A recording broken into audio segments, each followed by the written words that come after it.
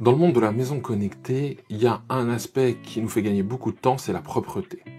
Et dans ce monde-là, eh bien, les robots aspirateurs, franchement, ça aide beaucoup. Il y en a des chers, des pas chers.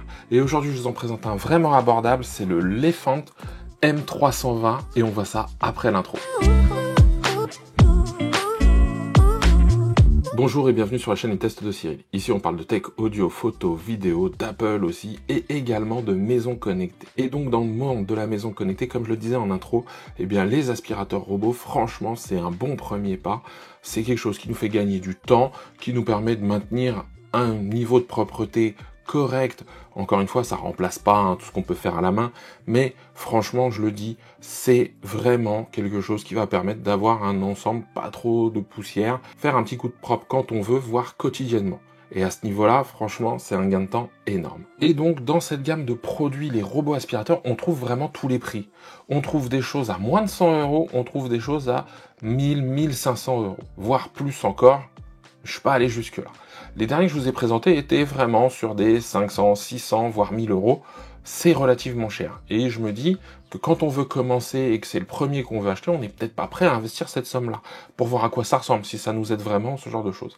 Eh bien, aujourd'hui, je vous en présente un qu'on peut trouver en prix public aux alentours des 300 €, mais très souvent en dessous des 150. Au moment où j'enregistre cette vidéo, avec plusieurs réductions, il est même à 120 €. Donc, à surveiller, mais je me dis, tiens, pour faire un premier pas dans le monde des aspirateurs robots, ça peut être intéressant. C'est la marque Lefant qui le fait, c'est le M320. D'ailleurs, je remercie la marque de me l'avoir fourni pour le test. On va le déballer, on va le tester, on va conclure dessus. C'est parti au déballage. Alors, voici à quoi ça ressemble. Au niveau des spécifications techniques, il y en a quand même quelques-unes, et pas des moindres. Déjà, eh bien, une hauteur de moins de 8 cm, ça c'est super intéressant pour passer sous les meubles.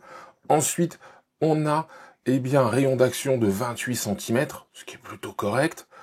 On a une partie pour récupérer la poussière de 800 ml de capacité. On a également une app, un parcours d'aspiration intelligent, des mises à jour bien évidemment, et un système anti-collision qu'on va tester. Allez, on perd pas de temps, on déballe.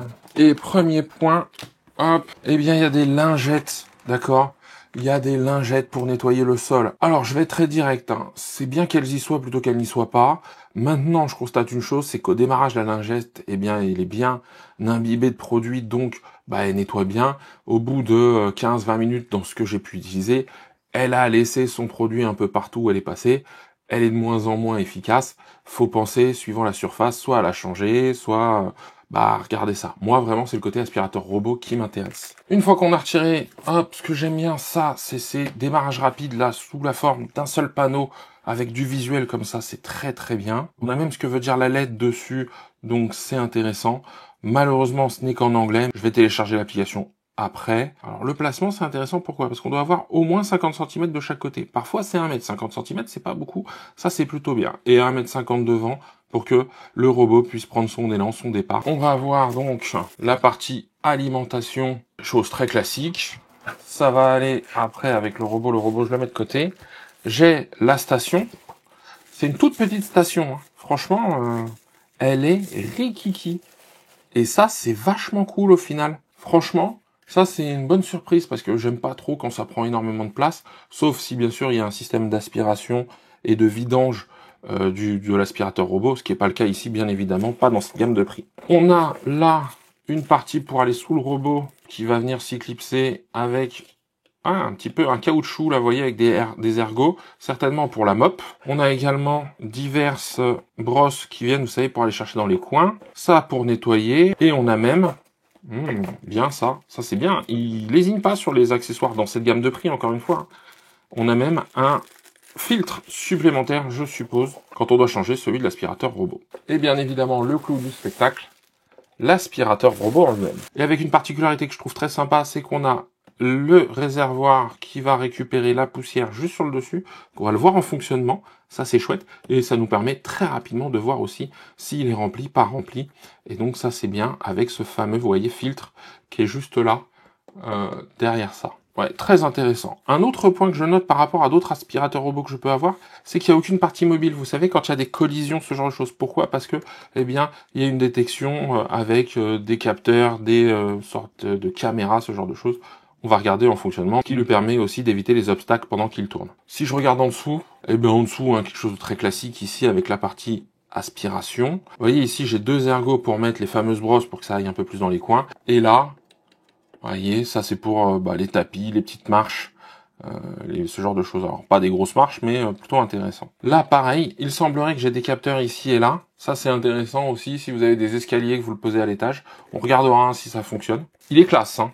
Il est classe, il est tout noir, il est très brillant sur le dessus. Donc d'un point de vue look, j'aime bien, pas trop encombrant. Franchement, agréablement surpris par rapport au prix encore une fois. Je vais aller l'installer, je vais le recharger, il va faire ses premiers tours. On va voir ce que ça donne, comment il se remplit.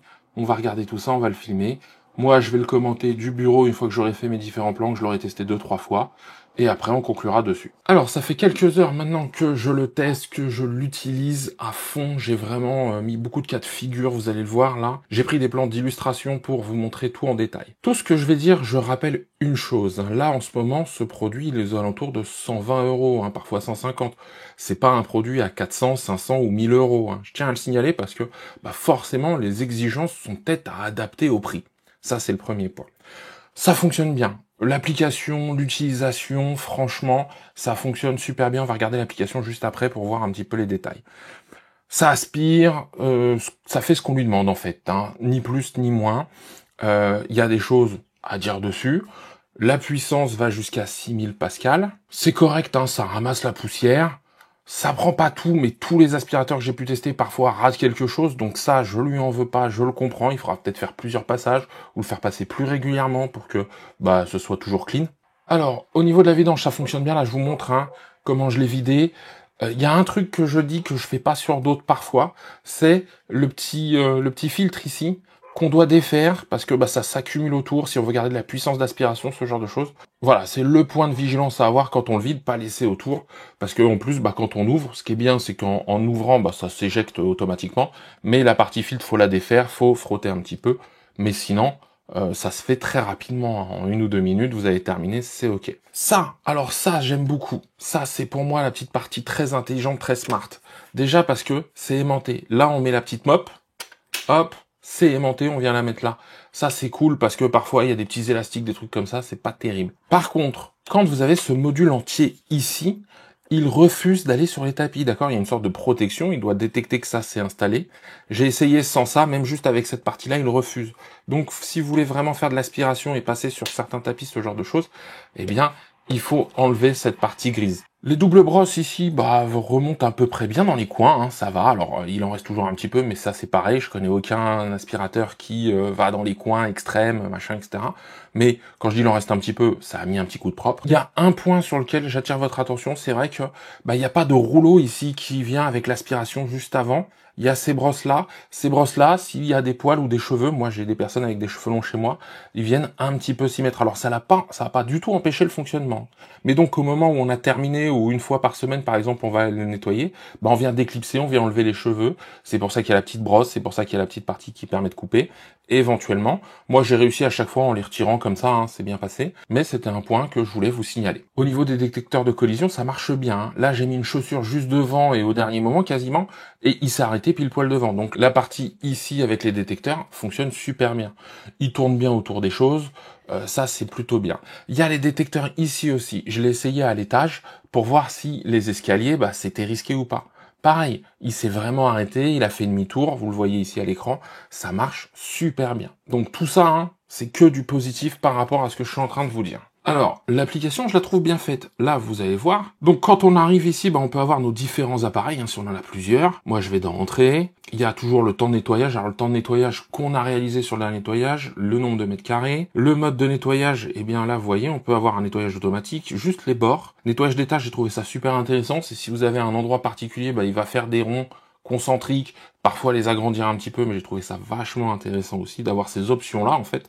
On choisit, nettoyer toute la maison, là, il est parti, il fait tout son truc. On peut l'envoyer recharger, bien évidemment, démarrer le nettoyage. Le mode d'aspiration, à chaque fois que vous avez un bip, aspiration silencieuse, normale, forte, donc 3 niveaux. On peut programmer des heures, des jours de passage. Contrôle à distance, ça, j'ai trouvé ça super intéressant aussi, c'est-à-dire que c'est un peu radio-commandé. D'accord? Quand je vais aller dessus, là, vous voyez, j'ai aller devant, tourner à gauche, tourner à droite, revenir en arrière. Enfin bon, c'est plutôt très très bon À ce niveau-là, j'ai rarement eu ça sur les autres, donc je le dis. La mise à niveau pour les mises à jour et les paramètres pour aller un petit peu plus loin sur le robot. Bien évidemment, on a le nombre de pourcents qui reste. Il m'a l'air d'avoir une belle autonomie, ça aussi je le dis. Moi, il m'a fait tout mon séjour en 25-30%. Ça veut dire que ils annoncent alors jusqu'à 210 mètres carrés, je crois. C'est un maximum, parce que c'est en mode silencieux, etc., sans obstacles, ce genre de choses. Mais souvent, les autres, ils avaient consommé 50, voire 40%. Alors après, encore une fois, ça dépend de ce qu'ils font. Est-ce qu'ils aspirent, ils lavent, la puissance, etc. Mais il a une belle autonomie, moi ça va bien plus, franchement c'est un bon point. Donc voilà pour l'application. Maintenant on conclut sur ce M320 de Lefant. Alors en conclusion, c'est exactement ce à quoi je pensais pour un premier aspirateur robot. Pourquoi je parle de ça? Parce que déjà, premier point, il est abordable. 120 € en moyenne, peut-être 150, voire moins parfois. Pour la qualité du produit, moi je trouve ça très cohérent. Il est plutôt bien noté d'ailleurs, hein, si vous regardez un petit peu. Je vous mets les liens dans la description si vous voulez voir. Mais je trouve ça très très bon. Quand je dis premier aspirateur, parce que oui, moi j'ai testé des aspirateurs un peu plus haut de gamme, il y en a chez Lefant, qui font des choses plus forte, mieux, c'est sûr et certain. Par contre, lui demander de dépoussiérer, de passer un petit coup de lingette au sol, il le fait très bien. Donc si on a envie de se faire une première expérience, savoir si ça nous est utile, ce type de produit, savoir comment l'entretenir, le prendre en main, bah moi je le trouve très intéressant. Maintenant, bah il y a tout ce que j'ai dit, hein, l'autonomie, l'aspiration correcte, la facilité d'utilisation, une bonne application, des bons détecteurs, donc tout ça c'est du positif. Dans les parties, on va dire bémol, les points de vigilance. Bon, bah c'est vrai que quand on le vide, on n'a pas une extraction unique, c'est-à-dire que je vais ouvrir et après il faut que j'enlève le filtre. Mais c'est bien aussi parce que nettoyer le filtre, ça me permet de maintenir une aspiration cohérente, satisfaisante à chaque fois. Donc quelque part, c'est pas mal. Il y a l'enchevêtrement des cheveux, mais ça c'est pareil, hein, j'en ai dans tous les appareils à peu près que j'ai testé. Là, bah oui, je vais avoir des cheveux qui vont se mettre, mais comme c'est clipsé et que j'en ai même de rechange, bah ça fonctionne plutôt bien, hein. Il faut les enlever, y penser de temps en temps, bien évidemment, avant que ça se bloque ou que ça vienne bloquer quoi que ce soit. Peut-être l'absence d'une brosse ici, qui vient racler le sol en même temps, mais comme il y a ici ces parties-là qui viennent, voilà. Le dernier bémol que j'ai eu, c'est quoi? C'est quand je l'ai voulu le remettre en recharge, et je lui ai dit, bah va te recharger, parce que j'avais fini mon test, et comme il y avait ça dessus et qu'il y avait un tapis devant lui, ah bah il a jamais réussi à passer le truc. Donc soit je le mets en télécommandé, je le remets à peu près devant la base et après il la retrouve, soit bah j'enlève ça quand j'en ai pas besoin. Si vous le lancez, que vous partez, qu'il est dans un endroit un peu, c'est vrai un peu étriqué pour moi là, je le dis, vous pouvez le retrouver là où il est, en train encore de chercher son chemin ou d'avoir peut-être vidé sa batterie. C'est vraiment le seul point que j'ai, et encore c'est arrivé une ou deux fois sur mes 8-10 tests que j'ai fait à chaque fois. Donc ça va, la plupart du temps, il rentre quand même sur sa base. J'en ai terminé pour cette vidéo. Si vous avez des questions, bah, posez-les en commentaire. Comme je le disais, si vous êtes intéressé, je vous mets les liens dans la description pour aller checker les caractéristiques, les derniers prix ou les prix actuels. Moi, je remercie la marque Lefant pour leur confiance et de m'avoir permis de réaliser cette vidéo sur cet aspirateur robot, le M320. Moi, je vous dis à très bientôt pour un nouveau test. Et d'ici là, prenez soin de vous.